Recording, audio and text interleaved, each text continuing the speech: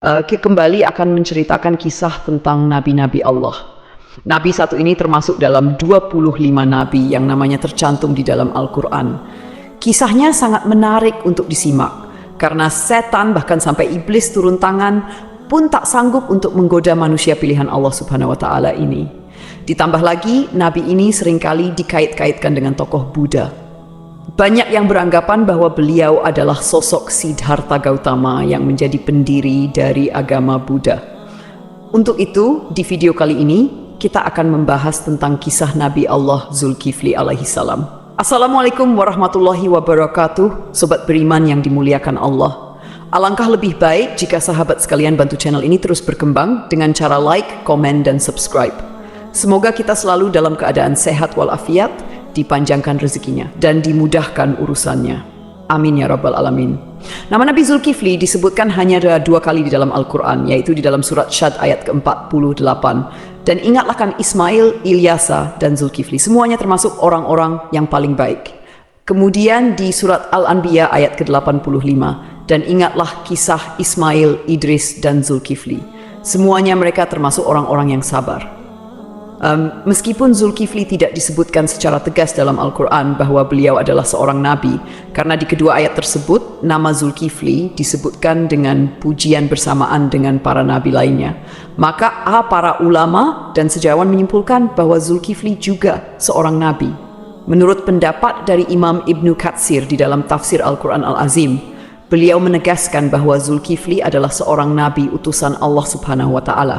Alasan beliau, tidak ada seorang pun yang namanya disebut dalam deretan nama nabi-nabi, kecuali dia adalah seorang nabi. Akan tetapi teman-teman, ada pula beberapa ulama yang menyebutkan bahwa Zulkifli bukanlah seorang nabi. Akan tetapi, beliau hanyalah seorang yang saleh dan adil. Di antara sekian banyak ulama yang berpendapat demikian adalah Imam Ibnu Jarir At-Tabari. Teman-teman, Zulkifli bukanlah nama sebenarnya. Itu adalah sebuah julukan atau nama kehormatan yang diberikan untuk seseorang. Di dalam kitab Ibnu Katsir, nama asli dari Zulkifli adalah Basyar atau Bashar.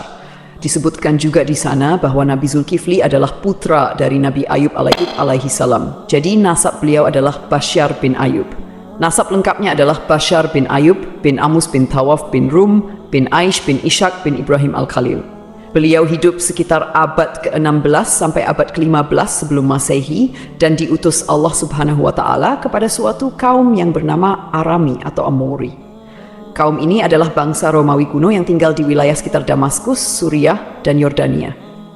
Di sanalah Nabi Zulkifli melanjutkan tugas kenabiannya dari ayahnya, yaitu Nabi Ayub. Ini adalah pendapat dari Imam Ibnu Katsir. Namun, para ulama lain ada yang berbeda pendapat tentang kapan masa diutusnya Nabi Zulkifli ini.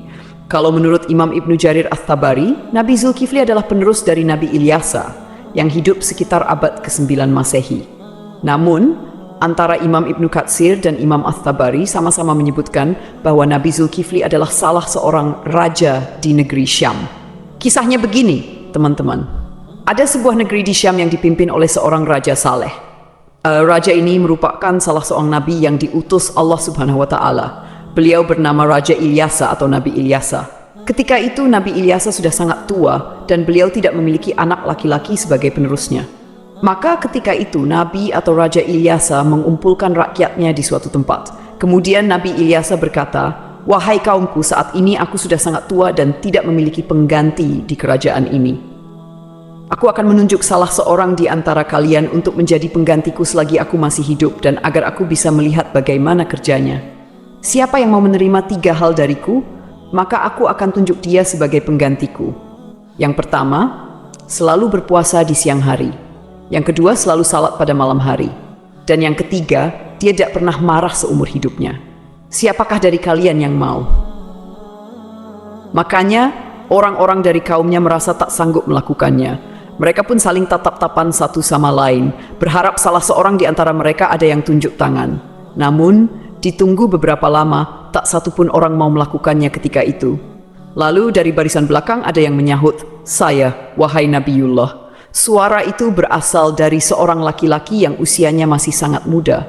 Pemuda ini bernama Basyar. Kemudian Nabi Ilyasa berkata, "Wahai anakku, engkau masih sangat muda. Tugas ini sangatlah berat untukmu." Nabi Ilyasa pun menolak pemuda ini karena dirasa dia masih sangat muda dan terlihat masih sedikit pengalaman. Keesokan harinya, di tempat yang sama dan dengan orang-orang yang sama, Nabi Ilyasa berseru hal yang sama lagi kepada kaumnya. Tapi tetap saja ketika itu tak ada yang mau menerima tawaran tersebut, kecuali pemuda yang bernama Basyar. Dia kembali mengacungkan tangan, dan lagi-lagi Nabi Ilyasa menolaknya dengan alasan yang sama. Sampailah pada hari ketiga, Nabi Ilyasa berseru hal yang sama. Beliau berharap kali ini bukan hanya Basyar saja yang tunjuk tangan. Tapi ternyata teman-teman, sama seperti kemarin, ketika itu hanya Basyar yang tunjuk tangan dan menyanggupi segala persyaratan tersebut. Alasan detail Nabi Ilyasa menolak adalah karena selain dia harus menjadi raja yang menjamin kesejahteraan semua kaumnya, dia juga harus menjadi hakim yang adil, yang bisa berlaku bijaksana dalam memutuskan segala permasalahan kaumnya. Nah, karena Basyar ini masih sangat muda, Nabi Ilyasa khawatir dia tidak bisa berlaku adil dan bijaksana. Akhirnya, karena sudah 3 kali tidak yang mau, Nabi Ilyasa pun mengangkat Basyar menjadi raja sekaligus hakim. Namun, kegiatan yang dilakukan Basyar tetap dipantau oleh Nabi Ilyasa. Basyar pun mulai menjalani puasa di siang hari dan salat atau beribadah sampai larut malam. Sehari-hari, dia juga selalu menahan amarahnya. Nabi Ilyasa kagum dengan pemuda ini. Tak disangka-sangka, dia sanggup menjalani semua persyaratan itu. Dia juga luar biasa bijak dalam menyelesaikan segala masalah di dalam kaumnya. Nabi Ilyasa bangga kepada Basyar yang telah menepati janji-janjinya. Karena itu, Basyar diberikan julukan Zulkifli, yang artinya sanggup, karena kesanggupannya menjalankan semua persyaratan. Ditambah lagi, dia selalu berlaku adil dan bijaksana. Sobat beriman yang dimuliakan Allah, kisah naiknya Zulkifli atau Basyar menjadi raja disampaikan oleh Imam Ibnu Katsir di dalam kitabnya yang berjudul Qisasul Anbiya. Hanya saja nama rajanya berbeda, bukan Nabi Ilyasa, melainkan di sana dituliskan raja itu bernama Yasa. Lain halnya di dalam kitab Ibnu Jarir, beliau menuliskan bahwa raja pada masa itu adalah Nabi Allah Ilyasa. Seiring berjalannya waktu, Nabi Ilyasa pun meninggal dunia. Kini Raja Zulkifli tak ada lagi yang memantau. Sepeninggal Ilyasa, Nabi Zulkifli memimpin negeri Syam dengan sangat baik. Zulkifli sangat mementingkan urusan rakyatnya daripada urusan dirinya dan keluarganya. Beliau memegang teguh janjinya untuk selalu berpuasa di siang hari, beribadah di malam hari, dan tak pernah sekalipun marah. Zulkifli selalu sabar dalam keadaan apapun. Di sisi lain, iblis kesalehan dan kebaikan Nabi Zulkifli dalam memimpin rakyatnya, serta begitu kuatnya dia memegang janji. Maka iblis pun tak tinggal diam. Kemudian iblis mengutus tentaranya, yaitu setan-setan yang sangat kuat, untuk menggoda Zulkifli supaya minimal goyah sedikit keimanannya. Berkali-kali iblis mengutus setan untuk menggoda, berkali-kali pula mereka gagal. Tak ada satupun setan yang berhasil menggoda Nabi Zulkifli ini. Akhirnya, iblis berinisiatif untuk turun tangan langsung menggoda Nabi Zulkifli. Dia pun mulai mencari waktu yang tepat. Teman-teman, di dalam kerajaan Nabi atau Raja Zulkifli ini, setiap harinya beliau sibuk dengan urusan kerajaannya.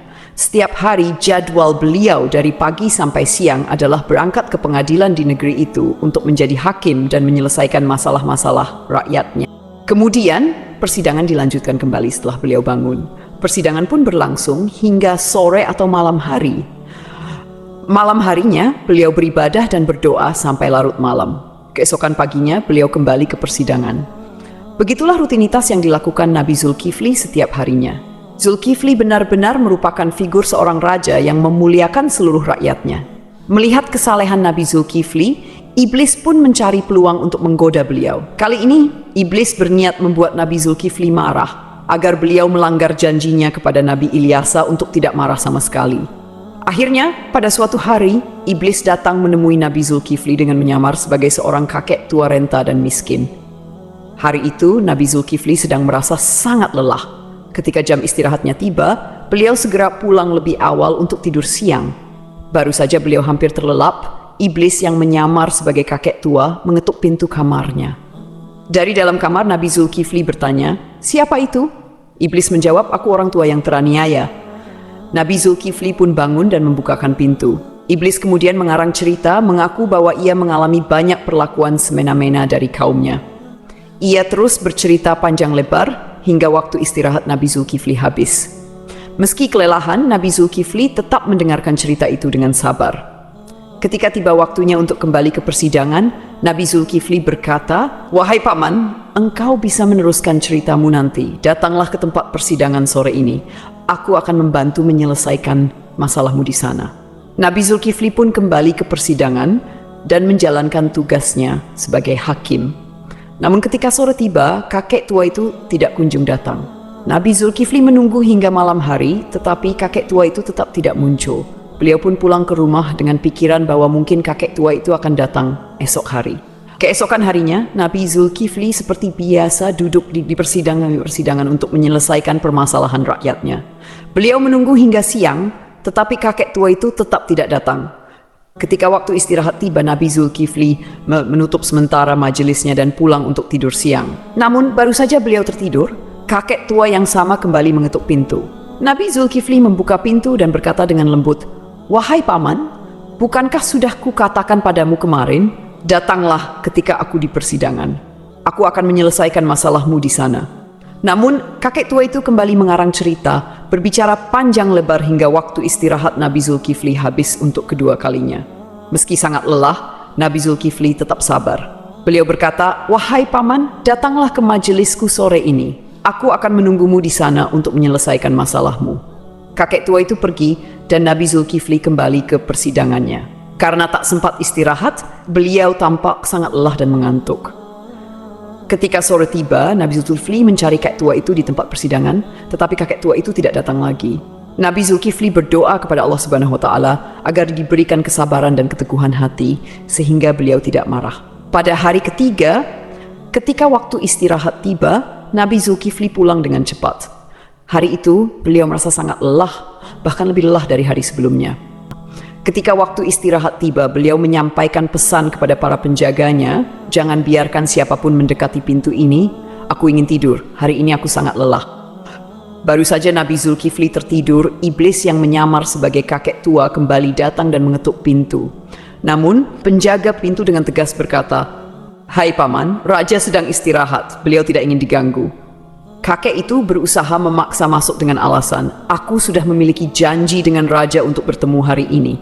Namun, penjaga tetap tidak mengizinkannya dan memintanya menunggu hingga waktu istirahat selesai. Iblis pun pergi, tetapi kemudian dia menemukan sebuah lubang di atas kamar Nabi Zulkifli. Melalui lubang itu, iblis memanjat dan masuk ke dalam kamar Nabi Zulkifli yang sedang tertidur. Iblis mendekati Nabi Zulkifli untuk membangunkannya dengan tujuan membuat beliau marah. Saat terbangun, Nabi Zulkifli melihat kakek tua itu dan bertanya, "Hai paman, apa yang kau lakukan di kamarku? Bukankah aku telah menyuruhmu untuk menemuiku di persidangan?" Hampir saja Nabi Zulkifli marah, tetapi beliau menahan amarahnya dengan sekuat tenaga. Melihat Nabi Zulkifli tetap sabar, iblis merasa putus asa. Lalu iblis berkata, "Wahai raja, coba lihat aku. Apakah engkau tidak mengenali siapa aku?" Nabi Zulkifli memperhatikan lebih jelas dan berkata, "Engkau pasti musuh Allah." Kakek tua itu menjawab, "Benar, aku adalah iblis. Engkau membuatku tak berdaya dalam segala hal. Aku melakukan ini semua untuk membuatmu marah agar kau melanggar janjimu." Namun, iblis akhirnya menyerah karena tidak berhasil membuat Nabi Zulkifli marah. Lalu ia pergi meninggalkan kamar tersebut. Cobaan dari kaum yang menentang. Selain gangguan dari iblis, Nabi Zulkifli juga menghadapi cobaan lain berupa pemberontakan dari sebagian kaumnya. Beberapa orang dari kaumnya menentang kekuasaannya dan berencana menghancurkan kerajaannya. Mereka bahkan ingin Nabi Zulkifli turun dari jabatannya sebagai raja. Melihat situasi ini, Nabi Zulkifli mengumpulkan pasukannya untuk melawan para pemberontak. Sayangnya, sebagian besar kaumnya enggan ikut berperang karena takut mati di medan perang. Mereka memberikan syarat yang hampir mustahil, yaitu jaminan bahwa mereka akan tetap hidup dan tidak terbunuh selama pertempuran. Nabi Zulkifli pun berdoa kepada Allah Subhanahu wa Ta'ala, memohon agar seluruh pasukannya diberikan keselamatan. Dalam pertempuran yang berlangsung sengit, doa Nabi Zulkifli dikabulkan oleh Allah. Tidak ada satupun anggota pasukannya yang gugur, dan pasukan Nabi Zulkifli berhasil meraih kemenangan. Keberhasilan memimpin kerajaan. Setelah kemenangan itu, kerajaan Nabi Zulkifli menjadi lebih tentram dan sejahtera. Nabi Zulkifli memimpin dengan keadilan dan kebijaksanaan, menjalani hidup dengan sederhana, serta selalu mementingkan kesejahteraan rakyatnya. Beliau dikenal sebagai pemimpin yang sabar, tidak pernah marah, dan selalu memegang teguh janjinya. Dalam tafsir Imam At-Tabari, disebutkan bahwa Nabi Zulkifli adalah penerus dari Nabi Ilyasa. Namun, sebagian ulama lainnya meyakini bahwa Nabi Zulkifli adalah orang yang sama dengan Nabi Yehezkiel yang dimakamkan di Babilonia di sebuah tempat bernama Al-Kifl yang kini berada di kawasan Irak. Abdullah Yusuf Ali dalam The Holy Quran menyebutkan bahwa kata Kifli adalah bentuk Arab dari Yehezkiel yang berasal dari bahasa Ibrani. Berdasarkan pendapat ini, Zulkifli bukanlah sebuah julukan melainkan nama asli. Terlepas dari kebenaran pendapat ini, para ulama seperti At-Tabari, Ibnu Katsir, Ibnu Ishaq, dan Ibnu Qutaibah sepakat memandang Yehezkiel sebagai Nabi Allah. Ibnu Katsir bahkan mengisahkan Nabi Zulkifli dan Nabi Yehezkiel sebagai dua cerita yang berbeda. Artinya kedua nabi ini dianggap sebagai tokoh yang berbeda. Ada pula perdebatan panjang yang menyebutkan bahwa Zulkifli adalah sosok Buddha Siddhartha Gautama, seorang tokoh yang diyakini sebagai pendiri agama Buddha. Siddhartha Gautama diperkirakan hidup antara abad ke-6 hingga ke-4 sebelum Masehi. Beberapa pendapat menyatakan Buddha adalah Nabi Zulkifli. Ada juga yang menghubungkannya dengan Nabi Idris, dan bahkan ada yang menyebut Buddha adalah Nabi Khidir. Pendapat ini salah satunya didasarkan pada anggapan bahwa kata Kifli adalah bentuk Arab dari kata Kapil, kependekan dari Kapilawastu, yaitu ibu kota Sakya dan tempat tinggal Siddhartha Gautama sebelum meninggalkan istana. Salah satu pendukung teori ini adalah Hamid Abdul Qadir dalam karyanya Buddha the Great, His Life and Philosophy.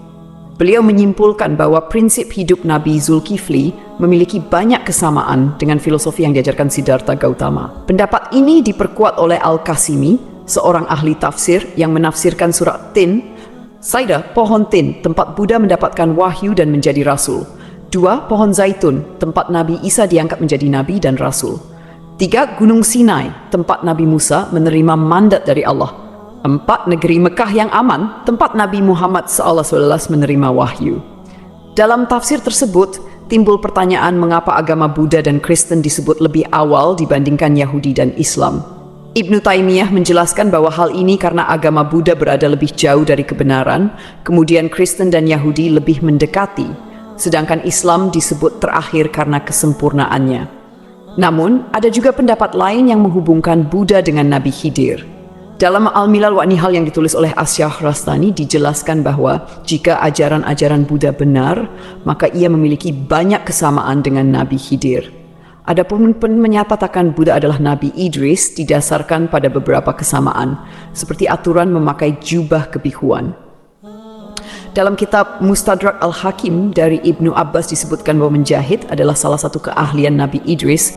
Dikatakan bahwa Nabi Daud adalah seorang pembuat perisai, Nabi Adam seorang petani, Nabi Nuh seorang tukang kayu, Nabi Idris seorang penjahit, dan Nabi Musa seorang penggembala. Sementara itu, Siddhartha Gautama yang dikenal sebagai Buddha adalah seorang pangeran putra Raja Sudodana.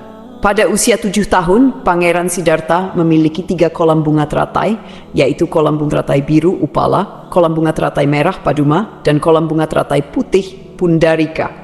Kata Acidar Sidra atau Sidar yang merujuk pada makna bunga teratai menjadi hal yang patut diperhatikan, terutama bila dikaitkan dengan Nabi Idris. Kisah Sang Buddha yang mencapai kesempurnaan menuju nirwana dianggap memiliki kesamaan dengan Nabi Idris yang mencapai surga Allah tanpa melalui kematian. Pada suatu malam, Pangeran Siddhartha memutuskan meninggalkan istananya dan menjalani hidup sebagai seorang pertapa. Di usia 40 tahun, beliau dikatakan diangkat sebagai nabi. Sebagaimana nabi-nabi lainnya, Buddha Gautama juga meramalkan kedatangan Nabi Muhammad SAW. Dalam ajarannya, ia menyebutkan tentang Buddha Maitreya. Aku bukanlah satu-satunya Buddha. Selepas aku akan lahir seorang Buddha lagi yang dikenal dengan nama Maitreya. Dia akan memiliki banyak sifat-sifat mulia dan utama. Sejarawan Muslim bernama Al-Biruni yang pernah tinggal bertahun-tahun di India mencatat dalam kitabnya Al-Hind bahwa para penganut Buddha di India tidak menganggap Buddha sebagai Tuhan, melainkan hanya seorang nabi. Demikianlah kisah Nabi Zulkifli yang dihubungkan dengan Siddhartha Gautama. Semoga kisah ini bermanfaat. Mohon maaf atas segala kekurangan. Yang benar datangnya dari Allah SWT, sedangkan kekhilafan berasal dari saya sebagai manusia biasa.